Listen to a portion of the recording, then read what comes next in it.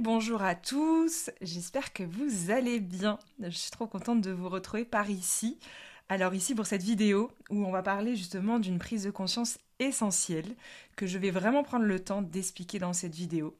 Donc cette vidéo risque d'être un petit peu longue, je vous suggère en revanche d'aller jusqu'au bout pour bien comprendre le propos, qui est loin d'être un propos simple à entendre et qui demande beaucoup de nuances pour ne pas heurter, ceci n'est pas du tout l'intention de ce propos, et pour ne pas se mélanger les pinceaux. Voilà.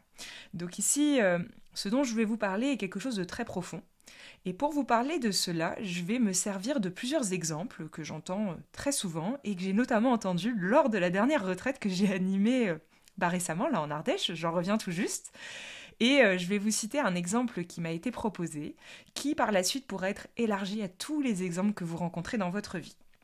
Alors il s'avère que pendant cette retraite, ce stage, une personne, au bout de quelques jours de pratique, lève la main et me dit « Charlotte, je comprends pas, j'ai plein de pensées dans la tête, je n'en peux plus, ça fait 3 jours que je suis là, j'ai tout essayé pour les arrêter, j'ai du bruit en permanence dans ma tête, il n'y a pas un seul des exercices que j'arrive à faire parce qu'en fait il y a tellement de bruit dans ma tête que je ne peux pas me concentrer sur les exercices que tu proposes et en fait je me sens totalement démunie parce que je ne sais plus comment faire. » Et cette situation est bien sûr quelque chose que je vis déjà dans mon quotidien. J'en ai même des problématiques de sommeil, et j'ai du mal, à cause de tout ça, ça pose des grosses problématiques dans ma vie.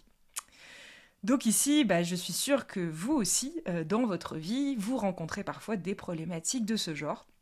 Que ce soit à l'échelle de vos pensées, à l'échelle relationnelle, à l'échelle de la vie, du quotidien, il y a forcément quelque chose, ou qui a été, c'est possible aussi, auquel cas, aller un petit peu dans le passé pour bien comprendre la suite de cette vidéo, il est possible que vous rencontrez actuellement, ou que vous ayez rencontré dans votre vie, une situation inconfortable pour vous. Et que cette situation inconfortable à vos yeux était vraiment rendue tellement inconfortable qu'elle vous empêchait même de vivre et de goûter à la vie.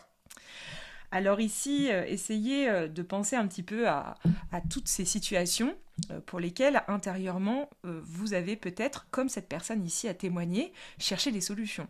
Ça paraît tout à fait normal en fait de chercher une solution pour que cette situation s'arrête, pour que cette situation, pour qu'on puisse retrouver notre paix intérieure, pour que cette situation se solde. Si cette situation est en lien avec une relation avec quelqu'un, on va chercher des solutions pour aller lui parler, pour essayer de restaurer, etc. etc. Les manières de le faire, donc les différentes formes que cela peut prendre dans la matière, sont très variables. On peut utiliser 1001 outils pour essayer d'aller mieux, pour essayer de cheminer, pour essayer de dépasser cette situation qui, en apparence, est un problème à nos yeux. Voilà. Mais la question ici que j'aimerais vous poser dans cette vidéo, c'est que sommes-nous en train de faire lorsque nous faisons cela ? Ici, la véritable question que j'aimerais poser, et je vais y mettre beaucoup de neutralité un petit peu plus tard dans la vidéo, donc allez jusqu'au bout pour bien comprendre le propos. Ici, j'aimerais poser la question suivante. Quand on est dans notre vie quotidienne et qu'on rencontre comme cette personne une problématique, que faisons-nous ? Alors ici, la réponse à cette question peut être multifactorielle, comme je viens de le dire. Mais la deuxième question que j'aimerais poser, c'est pourquoi le faisons-nous ? Avec quelle intention on fait ce qu'on est en train de faire ? Et cette question-là, elle est essentielle à se poser maintenant dans cette vidéo, c'est la proposition. Donc, pourquoi faisons-nous tout cela ? Quelle est l'intention derrière cette action ? Les réponses les plus communes à cette question sont souvent « je fais tout cela pour aller mieux ». Je fais tout cela pour être en paix. Je fais tout cela pour recouvrir ma présence que j'ai perdue en étant absent et en me décentrant. Je fais tout cela pour,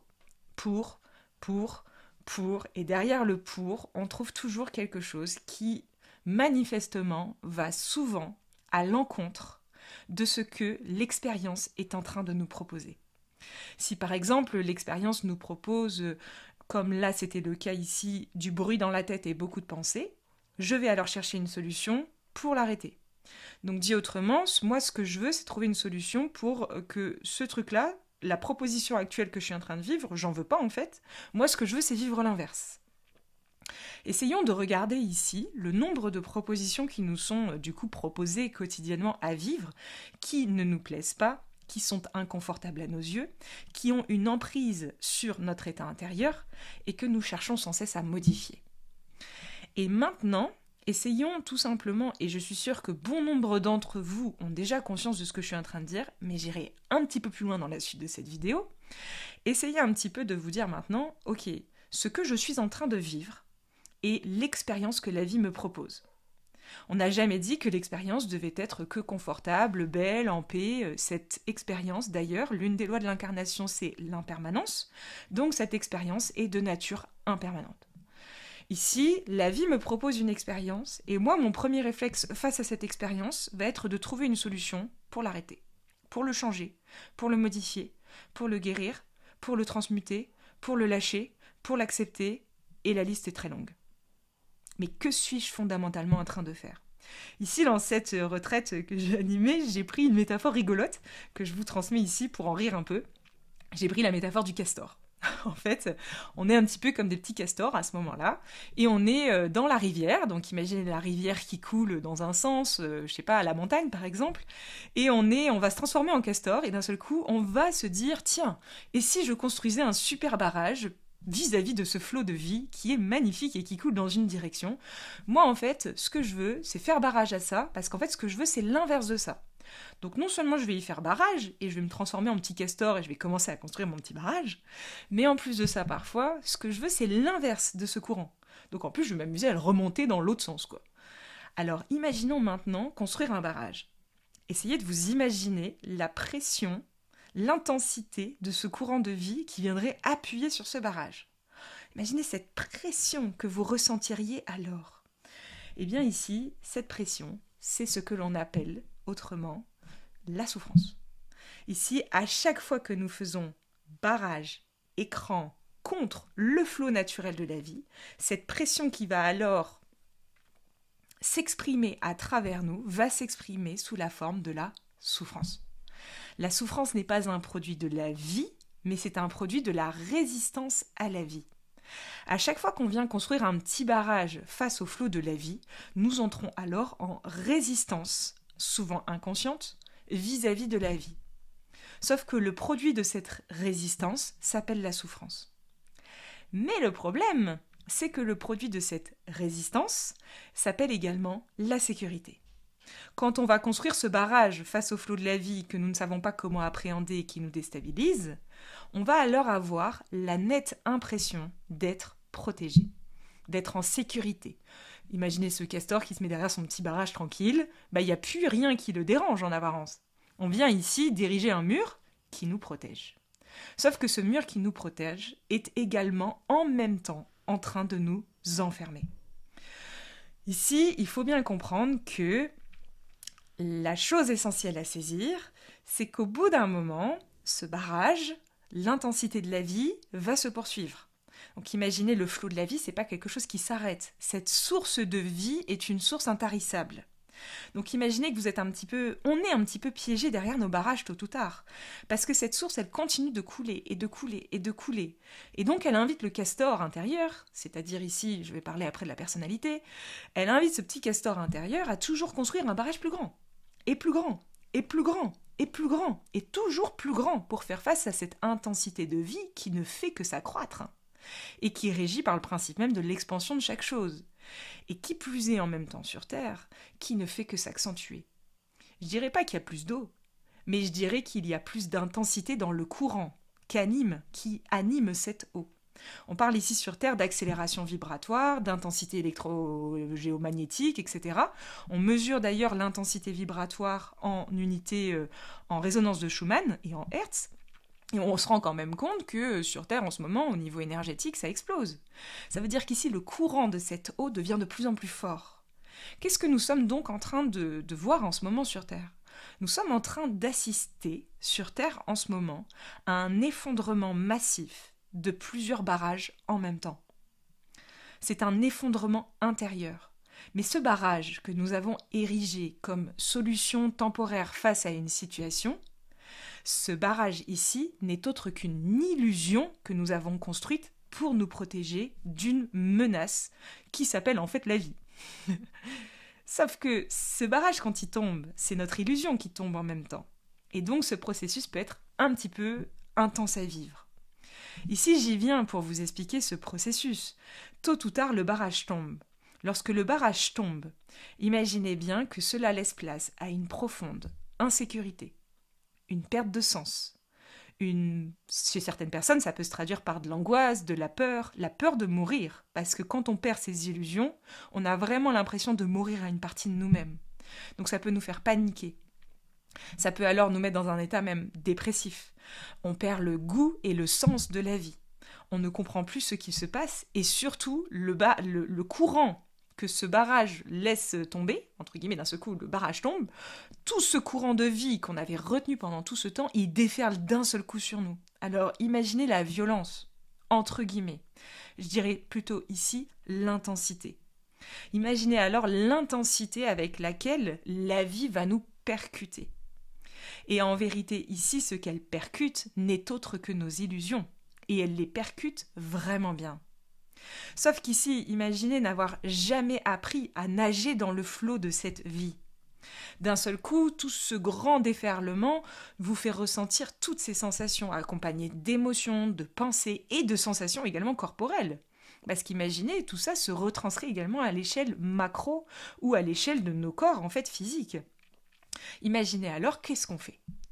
Ici, on a alors deux solutions. On a la solution numéro 1, la plus empruntée, c'est de construire un autre barrage plus bas. Dit autrement ici, on se retrouve à nouveau face à une situation qu'on ne sait pas comment gérer, sauf que cette situation a changé. Et donc on va se demander comment faire pour faire face à cette situation. Comment faire pour arrêter cette situation ? Comment faire pour que cette situation ne soit plus là et que je sois à nouveau en paix ? Parce que moi, je me suis habituée à cette paix illusoire que je ressentais derrière mon barrage. Et en fait, c'est cette paix-là que je veux. C'est ce bien-être-là que je veux. Moi, je veux pas être dans le flot de la vie, je ne sais pas où il me conduit. Et puis en plus, il faut que je fasse un effort si je me laisse aller dans le flot de la vie, parce qu'il faut que j'évite les rochers, il faut que je pagaie. Ça demande un effort que de se laisser aller dans le flot de la vie. C'est pas quelque chose qui est naturel et qui va être facile pour tous. Il va nécessiter un apprentissage. Comme quand on apprend à descendre le torrent d'une rivière en canoë-kayak, vous voyez ? Ça s'apprend. Donc, naviguer sur le courant de la vie, ou naviguer au cœur du courant de la vie, est quelque chose qui s'apprend et nécessite donc un effort. Est-ce que nous avons envie de fournir cet effort-là ? Ou est-ce que, intérieurement, nous ne connaissons que comment construire un barrage, et donc nous poursuivons la construction de notre barrage intérieur ? Ici, il est courant de voir alors que l'on construit un nouveau barrage. Et donc ici, imaginez cette grande rivière qui s'écoule, et le premier barrage s'effondre, on en construit un plus bas, il s'effondre, on en construit un en dessous, il s'effondre, on en construit un en dessous. Sauf que dans tout ce cheminement de barrage et d'illusion et de résistance à la vie, il faut s'imaginer alors qu'il va falloir aller chercher des barrages de plus en plus subtils, de plus en plus efficaces. Parce que le barrage grossier que j'ai trouvé dans la matière, il s'est effondré. Donc il va falloir que je construise un barrage plus intelligent, plus affiné, plus technologiquement développé. Il va falloir que je fasse preuve de plus de discernement, de plus d'ingénierie. Il faut que je devienne plus professionnel, plus aguerri, plus expert de mon domaine. Alors imaginez maintenant que cette personne, au cœur de sa vie, a construit son premier barrage dans la matière. Son barrage dans la matière s'est effondré. Par la suite, après de multiples barrages et essais sans que ça fonctionne, après plusieurs essais de barrage dans la matière, que va faire cette personne ? Il y a de fortes chances que soudainement cette personne commence du coup à s'intéresser à la spiritualité. Et donc, dans ce milieu spirituel et dans cet éveil, entre guillemets, spirituel, ou dans cette ouverture à la spiritualité, on va alors trouver plein de nouveaux autres barrages à construire. Il y en existe plein. Parce que c'est pas l'action en elle-même qui va construire le barrage, c'est l'intention avec laquelle on cherche à le construire. Donc à nouveau ici, prenez n'importe quel outil. Donc ici, je vous prends une bouteille. Cette bouteille, elle peut être prise par ma main droite. Et ici, cette bouteille, du coup, je la prends par ma main droite. Et l'intention de ma main droite ici, c'est de boire. Donc je vais aller boire un coup. Super. Sauf que cette même bouteille, donc ce même outil, il peut être aussi pris par ma main gauche. Sauf que l'intention de cette main gauche ici, c'est de détruire. Quelqu'un vient de m'embêter, je vais lui jeter la bouteille sur la tête. Donc ici, c'est la même bouteille, donc le même outil, et pourtant il ne va pas produire les mêmes effets, parce qu'il ne va pas être utilisé avec la même intention. Ici, comprenez bien maintenant, tout ce que nous allons toucher avec les mains de celui qui veut jouer au castor, c'est-à-dire de l'espace à l'intérieur de nous qui se sent menacé et qui a besoin de se protéger. Cet espace à l'intérieur de nous qui se sent menacé n'est autre que la construction de notre personnalité. La personnalité ici, l'identité que nous avons bâtie à travers l'expérience de notre vie, cette construction ici, bien sûr, n'est pas qu'illusoire parce qu'elle est extrêmement utile. Ce n'est pas le sujet dans cette vidéo de dire que la personnalité est quelque chose de mal, pas du tout. Tout comme cette bouteille, elle peut être très utile parce qu'elle me permet de boire, la personnalité c'est pareil. Sauf que la personnalité mise dans les mains d'un espace à l'intérieur de nous qui va se servir d'elle comme bouclier, comme barrage et comme agent finalement pour aller contre le courant de la vie, cette personnalité alors va produire le fruit de ce barrage. Et on appelle alors ce fruit la résistance et donc la souffrance.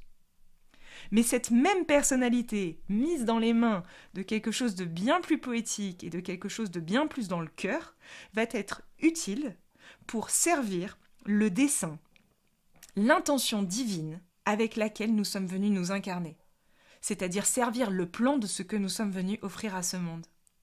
Et en cela, c'est magnifique. Donc ici, quand je vous parle de la personnalité, je ne vous parle pas de quelque chose de démoniaque. Ça, c'est important. Mais reprenons notre fil. Ici, imaginez cette personne qui progressivement commence à découvrir la spiritualité, sauf qu'elle, à l'intérieur d'elle-même, avec le fond de son être, avec son intention profonde, tous ces outils spirituels qui sont comme l'image de cette bouteille, tous ces outils vont être saisis par la main qui veut ici se protéger. Chercher à modifier la situation, chercher à guérir, chercher à aller dessiner une œuvre qui va à l'encontre de l'œuvre que la vie me propose. Ça veut dire alors que tous ces outils spirituels qui, à la base, sont exactement comme cette bouteille, c'est-à-dire qu'ici, ils peuvent servir à un plan évolutif, évidemment, ce n'est pas le sujet de cette vidéo. Tous les outils sont merveilleux, tout comme tous les outils peuvent nous conduire en enfer. On est incarné sur une planète duel. Et ici, ce qu'il va compter n'est pas cette forme, mais l'intention, c'est-à-dire la part invisible avec laquelle cela m'anime dans le fait de me saisir de cette forme. Si mon intention profonde ici est de me protéger et de modifier le sens même de la vie, eh bien écoutez, dans ce cas, ça s'appelle une résistance à la vie. Et alors ici, ce qu'on peut voir, c'est que même les personnes les plus belles, pavées des plus belles intentions, vont alors prendre ces outils spirituels et vont s'en servir pour construire de nouveaux barrages. Mais ça, c'est pas grave. C'est parfaitement, entre guillemets, dans le cheminement de prise de conscience de soi, puisque c'est en se perdant que l'on se retrouve. Donc, c'est pas du tout, le but de cette vidéo n'est pas du tout de dire que c'est pas bien, pas du tout. C'est un cheminement qui, ici, a besoin d'être éclairé pour peut-être ouvrir une autre perspective, une prise de conscience essentielle. Ici, une fois qu'on en est là, et qu'on commence ici à réaliser ça, on se rend compte par la même occasion de quelque chose de fabuleux et de bien fait, sachez-le, c'est qu'en fait, au plus la bouteille utilisée va être subtile, c'est-à-dire au plus on va utiliser des outils spirituels, au plus cette bouteille va devenir invisible à nos yeux. Au plus, du coup, le barrage qu'on est en train de construire devient invisible. Il nous colle à la peau. On ne se rend même plus compte qu'on est derrière un barrage. C'est toute la problématique de la spiritualité, de l'enfermement spirituel qui en découle. Puisqu'ici, on a beau le dire, la personne est tellement en train d'utiliser quelque chose qui s'est subtilisé qu'elle ne se rend plus compte de ce qu'elle est en train de faire. Cela est rendu invisible à ses yeux. Et c'est le grand danger de la spiritualité. Ici, admettons, on commence un petit peu progressivement à réaliser ça. Et c'est souvent ce qui suit aussi qui est délicat, c'est juste après, parce que c'est pas le tout de le réaliser. Ici, souvent, je suis face à des personnes qui ont conscientisé ça, qui commencent à réaliser ça, et qui commencent à réaliser l'enfermement dans lequel ils sont piégés. Sachez que pour vous aider à réaliser ça, il suffit de se poser qu'une seule question, avec honnêteté et authenticité. Et avec un peu de recul, c'est mieux. Demandez-vous ici si le fruit de vos actions, qu'elles soient spirituelles ou dans la matière, est-ce que le fruit de mes actions conduit à une guérison totale, permanente et qui ne change plus dans le temps? Ou est-ce que le fruit de toutes mes actions conduit à temporairement un soulagement, mais que tôt ou tard, la situation me revient et que je dois à nouveau me saisir de l'outil pour me protéger? Attention, je parle de quelque chose dans le temps. Parce que par expérience, j'ai déjà vu des personnes qui pendant 6 mois, 1 an, 2 ans, 3 ans, avaient la nette impression d'avoir guéri. Et puis d'un seul coup, raz-de-marée, une situation se propose et là la personne se retrouve à nouveau démunie face à cette même situation qui à nouveau a une emprise sur elle, et à nouveau, comme seul garde-fou, le bouclier apparaît. Ce bouclier, ce barrage. D'ailleurs, ce barrage, on peut aussi le comparer à un pansement. Ça aide aussi beaucoup cette métaphore. Quand on a une plaie sur la peau, on va mettre un pansement. Ce pansement, temporairement, il va nous soulager. Bien sûr que ça va nous soulager, parce que la plaie à vif, à ciel ouvert, ça pique, ça gicle le sang, c'est pas génial, quoi. Donc on va couvrir. On va couvrir la plaie avec un pansement, sauf que tôt ou tard, on sait très bien que pour que la plaie guérisse vraiment, il faut retirer le pansement. Il faut retirer le pansement et la plaie guérit à ciel ouvert. Sauf que ici, concrètement parlant, ce barrage que nous passons notre temps à construire contre la vie, c'est comme si nous maintenions le pansement en permanence. Nous ne retirons plus les pansements.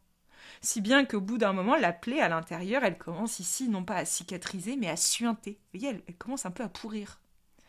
Et bien, ce truc-là qui pourrit, tôt ou tard, nous revient.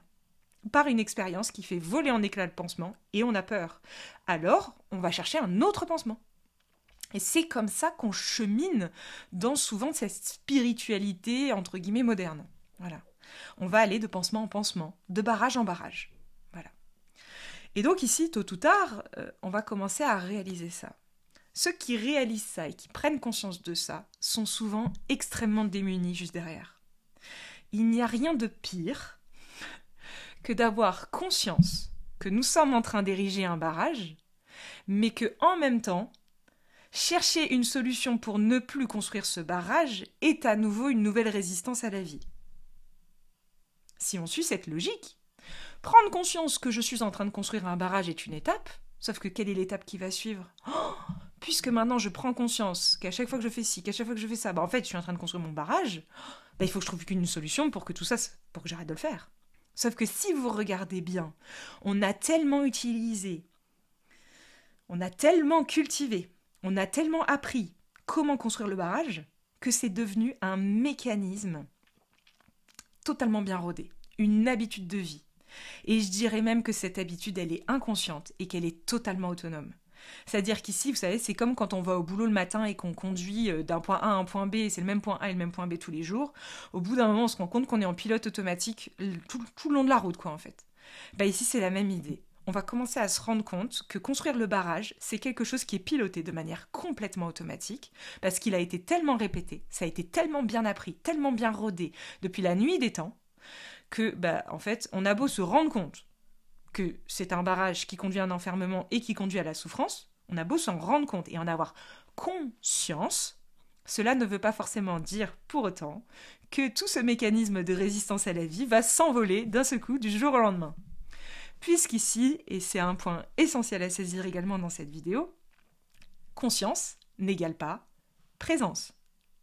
Ici, on peut avoir conscience, connaissance. On a eu une prise de conscience, par exemple en visionnant cette vidéo, en lisant un bouquin, en parlant avec quelqu'un, on s'en fout complètement. Depuis cet échange-là, j'ai pris conscience de tous mes mécanismes d'enfermement qui conduisent à cette résistance à la vie. J'en ai pris conscience. J'ai élargi mon spectre de connaissances, j'ai élargi ma vision, et maintenant j'ai conscience de tout ça. Mais ici, sachez-le, et c'est bien ça qui est délicat, il manque alors un ingrédient. Parce que la conscience, c'est une chose, mais conscience sans présence ne sert pas vraiment à grand-chose.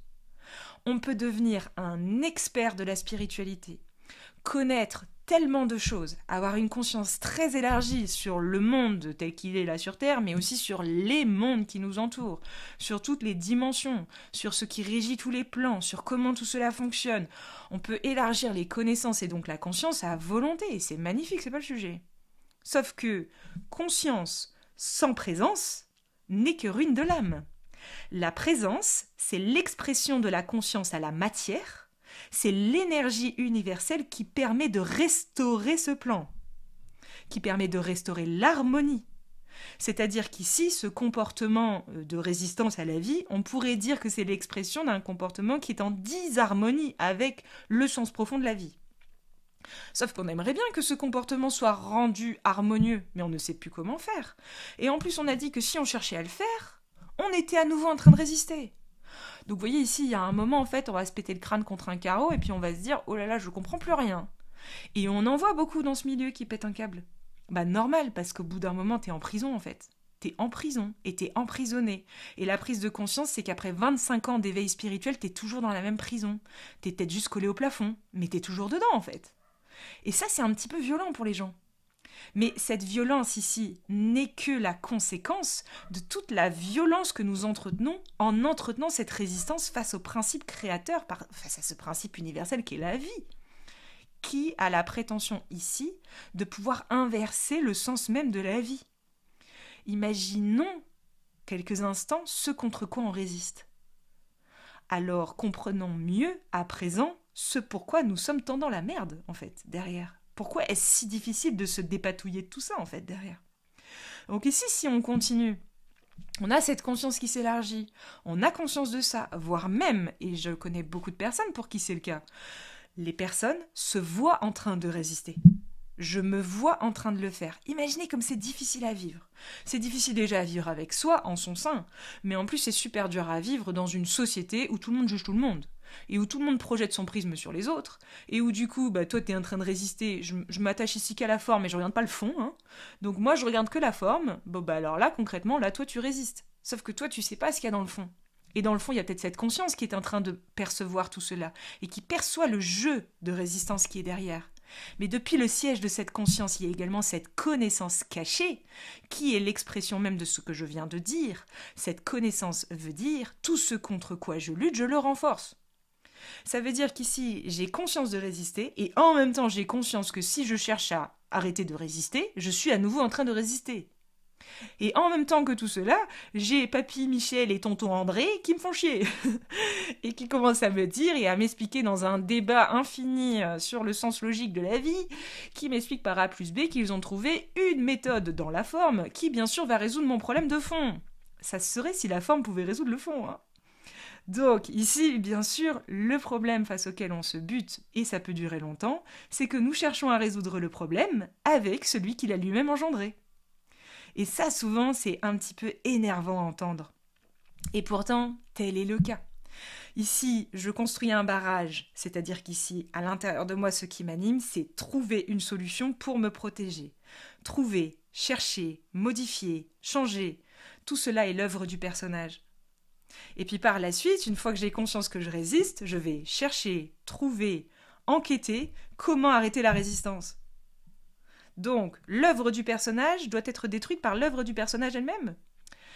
Je ne pense pas que cette solution puisse fonctionner. Il existe peut-être en notre sein un espace depuis lequel tout cela peut s'effondrer, tout cela peut se dissoudre. Sauf que cet espace de ce que nous sommes, notre véritable nature, l'essence même, le principe originel, l'énergie universelle, qu'on appelle également la présence à soi, est quelque chose qui se cultive. Tout comme nous avons cultivé la résistance à la vie toute notre vie, peut-être qu'il va être nécessaire alors de cultiver autre chose, de cultiver ce que l'on va appeler la présence à soi. Oui, mais la présence à soi, c'est quoi ? C'est l'expression énergétique dans cette forme de cet élargissement de conscience. J'ai conscience de tout ça, mais je n'ai pas suffisamment d'énergie en mon sein pour restaurer cela. Qu'est-ce qui restaure ? Qu'est-ce qui guérit ? Qu'est-ce qui transforme ? Bien sûr que tout cela n'est pas orchestré depuis le siège de notre personnalité. La personnalité, elle va modifier des formes. Elle va s'attaquer et elle va pouvoir ici avoir une emprise sur le monde des formes. Mais ce dont on parle ici n'est pas de modifier la forme, mais de rentrer dans un profond cheminement au cœur duquel c'est le fond qui se dissout. C'est le fond qui s'apaise, c'est le fond qui se purifie.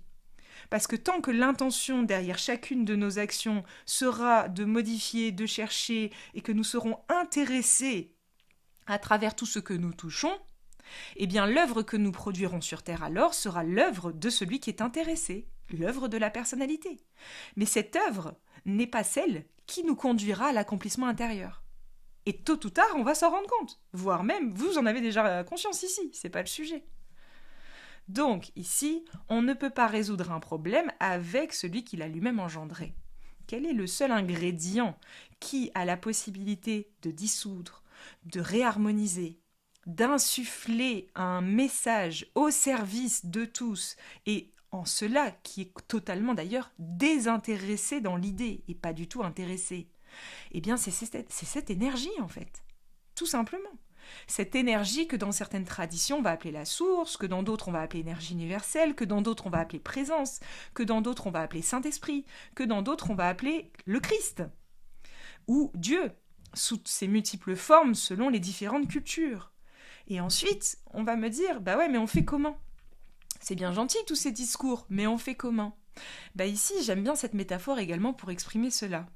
Essayez de visualiser un champ de bataille. Parce que c'est ça en fait, la résistance, c'est avoir débuté une bataille contre la vie. Donc imaginez être ce guerrier qui a passé son temps à se battre contre la vie. Et puis au bout d'un moment, quand la prise de conscience, elle est là, je ne peux ni arrêter la résistance que j'entretiens face à la vie. Je ne peux ni changer ça, ni faire quoi que ce soit, puisque tout ce que je vais chercher à faire, je vais chercher à le faire depuis l'espèce qu'il a lui-même engendrée. Quelle est alors la seule chose que je puisse faire? Imaginez être ce guerrier sur ce champ de bataille face à un ennemi qui est invincible. Cet ennemi, c'est la vie en fait. Nous nous battons contre la vie. Ici, quelle est la seule chose que ce guerrier puisse faire? Et j'en parle quand même dans beaucoup de vidéos et j'ai utilisé cette métaphore des centaines de fois. La seule chose que le guerrier va alors pouvoir faire, c'est poser le bouclier au sol et poser le genou à terre. C'est-à-dire s'abandonner. Puisque je n'ai plus la solution, puisque je ne peux plus gagner, puisqu'il n'y a plus aucune solution pour que j'y arrive, alors je m'en remets dans les mains d'un principe plus grand. Je m'abandonne à ce que je suis en train de vivre. Et en cela, que se passe-t-il alors? De cet abandon peut jaillir cette source, et de cette source peut jaillir quelque chose de beaucoup plus profond, notamment la dissolution de la résistance inconsciente que j'entretiens vis-à-vis de la vie. Tant que je vais continuer à lutter contre cette vie et que je vais chercher à gagner la bataille, tout ce contre quoi je lutte va se renforcer et va perdurer, ça va s'entretenir. Donc, autant lâcher le bouclier maintenant, non? Mais ça, c'est hyper dur. C'est d'ailleurs pour ça qu'on appelle ce chemin le chemin du guerrier. Qu'est-ce que le véritable lâcher-prise? Le véritable lâcher-prise n'est pas conceptuel ni mental. Le véritable lâcher-prise, c'est je réalise que je ne peux pas gagner. J'ai conscience que quoi que je fasse, à l'intérieur de moi, il y a un espace qui demeure intéressé. Quoi que je touche, j'en fais du poison. Donc, qu'est-ce que je fais? Eh bien, je lâche l'idée d'y arriver. Je lâche l'idée de gagner. Je m'abandonne. Et dans cette notion d'abandon, on a quelque chose qui se retranscrit à l'échelle corporelle. Il va y avoir l'abandon. Je tiens le bouclier, je m'abandonne. Au moment où je m'abandonne, sincèrement, honnêtement et avec toute vulnérabilité dans ce cheminement du guerrier qui est loin d'être simple, je viens ici de prendre un risque énorme. Ce grand risque, je viens ici de faire un grand saut dans le vide. Parce qu'en m'abandonnant de la sorte, je risque alors de prendre le risque d'être percuté par la vie. Et souvent, on ne fait pas ce cheminement. Pourquoi? Et je vais vous le dire pourquoi, c'est très simple. Au moment où je m'abandonne, qu'est-ce qui se passe alors? Le courant de la vie percute le barrage explose et tout le flux de la vie passe à travers nous. Surtout que depuis cet abandon, il y a un relâchement. Et depuis ce relâchement, c'est toute cette source de vie qui peut alors nous irradier. Et puis là, tout le monde va dire « Oh là là !» Et puis là, l'instant d'après, tu es illuminé. Eh bien non. Malheureusement, ça serait trop simple que présence égale illumination ou que présence égale bien-être. Eh bien non. Tout comme ici, on prend un tuyau dans un tuyau d'arrosage et on le connecte à un robinet. Prenez ce tuyau c'est ce corps physique, ces différents corps, avec tous les nœuds que nous avons accumulés. Vous savez, tous les moments où on a fait barrage, justement, et où on a cherché des solutions, et où on s'est noué, et on a renoué. Toutes ces expériences qu'on n'a pas su comment appréhender, qu'on a fait de son mieux, j'ai pas dit que c'était une critique, hein. On est venu nouer. Au moment où enfin on s'abandonne, qu'est-ce que ça veut dire ? Le tuyau, on le rebranche enfin à la source. C'est ça en fait, hein. Je le rebranche à la source, sauf que cette source, intarissable, avec un courant de vie extraordinaire, lorsque cette source coule à travers ce tuyau, patatras, qu'est-ce qui se passe ? Cette source va venir appuyer sur les nœuds. Qu'est-ce qui va alors se produire ? Je me sens pas bien. Ça va pas. Je ressens telle émotion. Il y a quelque chose qui me fait mal à l'intérieur. Juste avant, j'étais pas branchée à cette source et j'avais alors peut-être la nette impression, qui n'était qu'une illusion, que tout allait bien. Parce qu'il n'y avait pas cette eau, ce courant de vie qui me permettait de dévoiler ce nœud qui était là à l'intérieur de moi. Et moi, tout ce que je cherchais à résoudre, c'était les nœuds à l'extérieur. Et je n'avais aucune... Je me protégeais derrière ce barrage de toute la conscience de mes nœuds internes. Tout en ayant l'impression de travailler sur mes nœuds. J'entends, hein ? Sauf que, ici, au moment où ce tuyau se rebranche et que ce courant de vie passe à travers soi, il passe pas d'un seul coup comme ça. Il va rencontrer sur son chemin du calcaire, des nœuds, des fuites et plein d'autres formes d'aspérité. Bien sûr, la beauté de ce processus, c'est quoi ? C'est que cette énergie et cette source a le pouvoir de dissoudre le nœud. Elle a le pouvoir de colmater les trous. Elle a le pouvoir de décalcériser. Elle agit comme un dissolvant universel ou un détergent universel. Vous penserez à moi quand vous utiliserez votre desktop la prochaine fois ? Et bien imaginez que le desktop, d'un certain point de vue, peut être assimilé à cette énergie universelle. On met du desktop dans nos éviers quand ils sont bouchés, et c'est marrant, juste après, ils sont débouchés. C'est pareil avec l'énergie universelle. Bon, comment ramener un principe extrêmement profond à quelque chose de très simple dans la matière ? Bonjour ! Ici, concrètement parlant, en attendant que le processus se fasse et que l'agent desktop puisse dissoudre et réharmoniser tout cela en notre sein, puisse alchimiser tout ça, qu'est-ce qui va se produire ? Il va se produire qu'il va y avoir un temps. Un temps au cœur duquel ? Pensez-vous sincèrement qu'on se sentira bien ? Pensez-vous sincèrement qu'on se dira « Ouais, trop cool la vie en ce moment, génial !» Non. Probablement, nous aurons la nette sensation de ne pas être très bien. Et ce sera délicat. Pourquoi ce sera délicat ? Parce que c'est pas ce que nous voulons. Parce qu'intérieurement, ce que nous cherchons toujours, c'est être bien. Et voilà ici le dessin magnifique de comment cet espace à l'intérieur de nous qui est purement intéressé comme fruit de notre personnalité et de l'identification inconsciente que nous avons déployée face à cette personnalité, voici comment le fruit de notre intéressement personnel peut alors se dissoudre jusqu'à laisser éclore la poésie même du désintéressement. Ah bah oui, parce qu'on ne vient pas désintéresser comme ça du jour au lendemain, gling, bonjour, je suis désintéressé. Bah non, au début, on est un petit peu intéressé. Voilà, et c'est comme ça. Sauf qu'il existe un principe supérieur, une énergie universelle, qui a le pouvoir de dissoudre tout cela. Sauf que pendant un temps, on va pas être super bien. Et dans cette phase où on n'est pas super bien, à votre avis, qu'est-ce qu'on risque de faire ? Eh bien, on risque à nouveau d'ériger de nouveaux barrages. Sauf que si on a développé la conscience de tout ça, même si les barrages sont en train de se construire à travers nous, et même si on se rend compte que de manière totalement autonome, sous la forme de réflexes de survie, on continue à ériger ces barrages-là, ce n'est pas le plus important. Pourquoi c'est pas le plus important ? Parce que le plus important n'est pas ce que nous sommes en train de faire, ici, de manière autonome, illusoire, et comment tout cela peut encore être entretenu à travers nous, parce qu'on l'a répété depuis la nuit des temps, et que le vélo, c'est pas parce que tu arrêtes de pédaler que les roues, elles s'arrêtent de tourner, d'accord ? Ne t'occupe pas de ça. Ne donne pas d'attention à tout cela.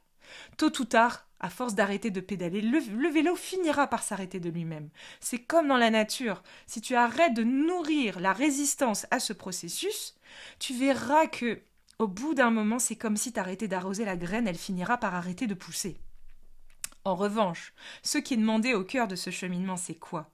C'est faire avec la situation, les résistances qui continuent à se déployer, l'inconfort que cela génère, Faire confiance dans le fait que tout cela est en train de se restaurer, en temps voulu, et que ce ne sera pas quand je veux, mais quand je suis prêt, c'est-à-dire quand la version de moi-même identifiée à moi-même sera un peu plus désidentifiée, et que les facettes grossières de ma personnalité seront décomposées.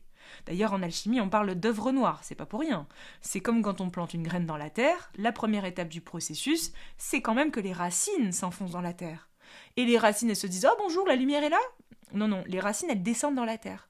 Et elles descendent dans l'ombre, dans le noir, ça ne voit pas clair. Et c'est une fois que ces racines, c'est-à-dire le fond, les fondations, le fond, fondation, donc le fond, l'intention. C'est une fois que ces racines se sont suffisamment enfoncées dans la terre qu'alors la plante peut jaillir. Et quand elle va percer à la surface du sol, on va parler d'œuvre blanc en alchimie. C'est-à-dire enfin le moment où l'être peut commencer un petit peu plus à être désintéressé. Et alors tout ce qu'il touche devient le miracle de la vie en fait. Et d'ailleurs il y avait une allégorie comme ça dans je ne sais plus quel bouquin encore... je ne sais plus quelle métaphore, où l'être disait la plus grande des sources peut devenir le plus grand des poisons, tout comme le plus grand des poisons peut devenir la plus grande des sources. Tout dépend non pas de la source en elle-même, mais de celui qui la touche. Et on sait très bien depuis les travaux d'Emoto et compagnie sur la mémoire de l'eau, que quand même quand on touche de l'eau avec une main qui est quand même super sympa, ça informe l'eau. C'est pareil avec chaque chose en fait. Tout ce que nous touchons s'informe de la vibration avec laquelle nous le faisons. C'est-à-dire qu'ici ce qui compte n'est pas la forme mais le fond. L'intention et non pas l'action. On n'a jamais dit pour autant que l'action était positive ou négative. En fait, tout ça on s'en fout. Tout ça est dans le monde des formes. Mais ce qui compte c'est dans l'informe. C'est dans l'intention avec laquelle nous allons nous saisir de cette action. Imaginons ici une version de nous-mêmes qui a appris à s'abandonner devant ce grand principe de la vie et qui a appris à mettre son bouclier, c'est-à-dire son orgueil, de côté. Qu'est-ce qui risque alors de se produire ? Ce qui risque de se produire, c'est que la vie puisse nous informer par une série de synchronicités de sensations d'expression multifactorielles, et il faut savoir que ça passe d'ailleurs à travers notre corps mental, qui n'est absolument pas l'outil maléfique comme nous l'avons décrit dans les spiritualités actuelles, mais qui est un agent extraordinaire, un ordinateur capable de réceptionner de l'information qui, jusqu'à ce jour, est utilisé à mauvais escient uniquement pour récolter les informations de notre personnalité, qui, bien sûr, est totalement obscurcie par l'identification inconsciente que nous entretenons vis-à-vis d'elle. Il s'avère que lorsque tout cela peut être enfin dissous et peut être enfin réharmonisé, le corps mental devient le siège pour réceptionner les informations, les intentions, les solutions divines à mettre en œuvre dans sa vie. Et alors c'est plus je cherche une solution pour aller mieux, c'est l'être s'abandonne à plus grand que soi, l'être reconnaît qu'il n'a pas la solution, l'être reconnaît que depuis l'espace qui a engendré le problème, il ne peut pas trouver la solution, il n'a qu'autre choix alors de s'abandonner et de cultiver au quotidien la présence à lui-même. Et pour ce faire, j'y viens, c'est très simple. Et en cela, au moment où cette présence à soi et cet abandon a lieu, l'information peut alors nous traverser. Il suffit alors par la suite juste de la mettre en œuvre et cela est terminé. Pourquoi ce processus n'est pas si simple à vivre et qu'il faut un petit peu du temps ? Pourquoi ce processus n'est pas simple ? Parce qu'il nécessite du temps. Et il nécessite un effort. Parce qu'au milieu de tout ça, on pourrait se dire, du coup on fait rien et puis on attend que ça se passe. Eh bien non. Il nécessite l'effort. Mais c'est un effort qui est colossal. Il nécessite l'effort colossal de ne plus chercher à résoudre son problème, mais apprendre à cultiver la présence à soi. Comme ici, ouverture du cœur au cœur du problème. Il nécessite de faire l'effort de s'ouvrir au cœur de l'inconfort. Alors que le réflexe primaire, reptilien de tous les êtres incarnés sur Terre serait plutôt propice à se fermer au cœur de l'inconfort. Et comment, à votre avis, on pourrait potentiellement un jour s'ouvrir au cœur de cet inconfort ? Il y a un moment, j'ai envie de vous dire, c'est en s'en remettant à plus grand. Et au-delà de ça, comment s'en remettre à plus grand ? D'où vient ce plus grand ? D'où jaillit cette source ? Cette source jaillit depuis le centre de notre être. Et le centre de notre être, ça porte bien son nom, c'est au centre. C'est ni dans quelque chose de positif, ni dans quelque chose de négatif. Si l'être ici apprend au cœur de l'inconfort à remettre son attention, non pas en direction de ce qui lui fait peur ou de comment il va le résoudre, mais en direction de ce centre, Il va alors progressivement apprendre à remettre le problème dans les mains de ce centre, qui n'est autre que le principe créateur. Dans la forme, c'est très simple. Et c'est dit dans toutes les traditions du monde entier, on va toujours parler de la concentration, c'est-à-dire l'art de ramener l'attention au centre. C'est-à-dire l'art de ramener l'attention au centre. C'est-à-dire ici, dans ta vie, quand tu es face à des choses horribles, difficiles, inconfortables et que c'est pas évident, fais de ton mieux pour ne pas ramener l'attention en direction de toute cette périphérie de ton cercle, en fait.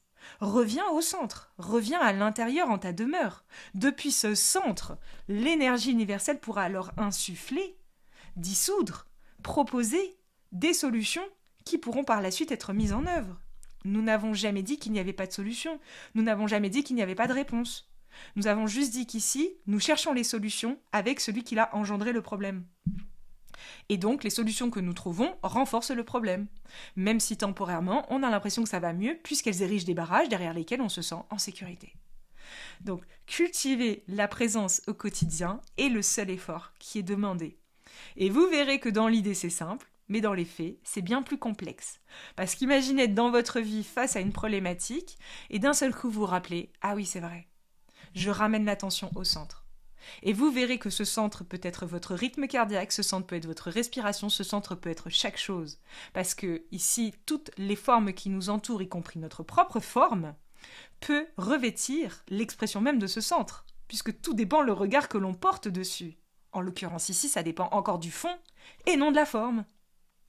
Donc c'est ça le cadeau derrière, c'est alors qu'on va se rendre compte que toutes ces formes que nous avons accumulées à l'époque pour aller mieux, pour guérir, pour bidule et pour machin, tous ces outils, peuvent être en vérité des supports pour nous apprendre à ramener notre attention en direction de ce centre. Et que tous les outils sont des centres merveilleux. Que cet outil soit psychothérapie ou que cet outil soit chamanisme, on s'en fout pas mal. C'est pas ça le problème, ça c'est la forme. Ce qui compte c'est le fond. Mais pour le moment, il y a de fortes chances que ce fond, ici, auquel tout le monde aspire, soit un petit peu entaché d'intéressement. Et que tout le cheminement, la première étape de ce cheminement, consiste ici à venir aider le processus à dissoudre toutes ces stratégies intéressées qui demeurent en notre fond et qui se sont prises pour nous. C'est-à-dire qu'ici, on a donné tellement de crédit à tout ça que la personnalité a fini par se prendre pour Dieu. Et ça, c'est la fin de l'histoire. Voilà. Donc ici, désolé pour cette longue vidéo, mais c'est un propos qui nécessite beaucoup de nuances et d'y aller très doucement, donc je suis désolée que ça soit un petit peu long, mais j'espère de tout cœur que ça pourra éclairer ce que ça a besoin d'éclairer et que les cheminements se poursuivront comme ils doivent se poursuivre. Mais à mon sens, j'ai reçu vraiment l'élan très clair de vous partager ça aujourd'hui, parce qu'il y a un moment...